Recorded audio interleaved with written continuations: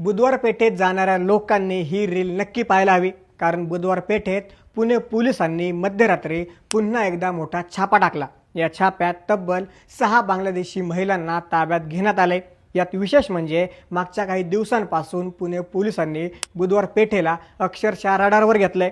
नक्की काय घडलं कालच्या छाप्यात सांगतो, पण त्याआधी थोडक्यातला नक्की फॉलो करा।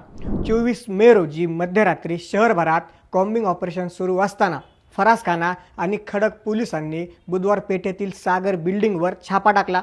पोलिसांना मिळालेल्या गोपनीय माहितीनुसार ही धडक कारवाई करण्यात आली। ब्युटी पार्लर किंवा घरकामाचा आमिष दाखवून या महिलांना भारतामध्ये आणलं गेलं होतं, मात्र नंतर त्यांना देह व्यवसायाच्या दलदलीत ढकलण्यात आलं। या प्रकरणातील धक्कादायक ट्विस्ट म्हणजे ताब्यात घेतलेल्या एका महिलेचा पती police head constable Sameer Sayyad यांच्या हत्या प्रकरणात सध्या तुरुंगामध्ये आहे। या महिलांची बनावट कागदपत्र कोणी बनवली आणि सीमा पार कशी केली याचा शोध पोलीस सध्या घेत असून मानवी तस्करीचं मोठं रॅकेट उघड होण्याची शक्यता आहे। या कारवाईबद्दल तुम्हाला काय वाटतं कमेंट करून नक्की सांगा आणि ही रील तुमच्या सर्व मित्रांना नक्की पाठवा आणि अशाच माहितींसाठी थोडक्यातला नक्की फॉलो करा। बातमी म्हणजे थोडक्यात।